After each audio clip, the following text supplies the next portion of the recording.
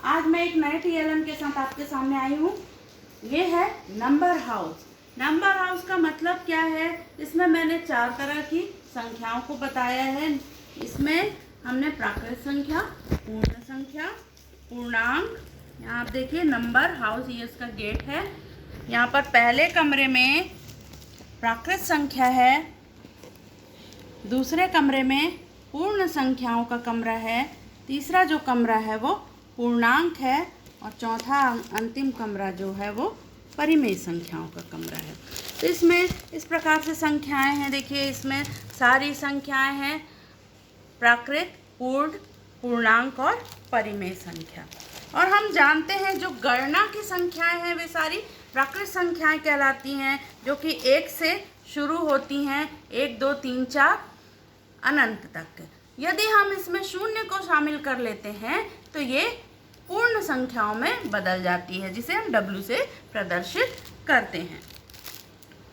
उसके बाद यदि हम पूर्ण संख्याओं में ऋणात्मक संख्याओं को भी शामिल कर दें तो वह पूर्णांक के रूप में बदल जाती है, जिसमें शून्य भी शामिल होता है, धनात्मक एवं ऋणात्मक संख्याएं भी शामिल होती हैं। और हम जानते हैं कि प्रत्येक पूर्णांक को परिमेय संख्या के रूप में बदला जा सकता है। यहाँ आप देखेंगे कि Q बराबर P/Q, जहाँ पर P व Q क्या है? इंटीजर्स हैं। अब ये चारों संख्याएं इस घर में रहती हैं, तो हम यहाँ गेट से जब हम जाते हैं तो हमें यहाँ सबसे पहले मिलती हैं प्राकृत संख्याएं। आप देखेंगे कि इसकी दीवारों पर भी प्राकृत संख्याएं लिखी हैं और यहाँ पर है कुछ संख्याएं हैं जो सारी प्राकृत संख्याएं, गणना वाली संख्याएं प्राकृत संख्याएं कहलाती हैं। अब हम जब इस कमरे का ये पार्टीशन हटाते हैं, दूसरे कमरे में पहुँचते हैं, तो यहाँ पर जो है वो पूर्ण संख्याएं मिलती हैं। पूर्ण संख्याएं अर्थात जब हम प्राकृत में शून्य को शामिल कर देते हैं तो वह पूर्ण संख्याओं में बदल जाता है। तो अब ये जो कमरा है ये दोनों संख्याओं का हो गया, प्राकृत और पूर्ण। उसके बाद जब हम दूसरा पार्टीशन हटाते हैं तो हमें यहाँ पर ऋणात्मक संख्याएं भी प्राप्त होती हैं। तो अर्थात ये जो अब कमरा बन गया पूर्णांक का, जिसमें कि धनात्मक, ऋणात्मक संख्याएं भी हैं और साथ ही साथ शून्य भी है।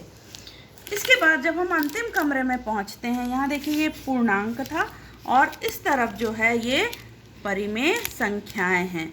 तो जब हम अंतिम कमरे में पहुंचते हैं तो हमें यहाँ पर परिमेय संख्याएं भी प्राप्त हो जाती हैं, क्योंकि हम जानते हैं कि प्रत्येक पूर्णांक को परिमेय संख्या के रूप में बदला जा सकता है। यहाँ पर आप दीवारों को भी देखेंगे, इसमें परिमेय संख्या है, ये इस प्रकार से लगेगा। ये देखिए परिमेय संख्या, और इस तरफ जो लिखा हुआ है ये पूर्णांक है। तो इस प्रकार से इस एक ही घर के माध्यम से, एक ही टीएलएम के माध्यम से हम संख्या पद्धति को बता सकते हैं। Thank you.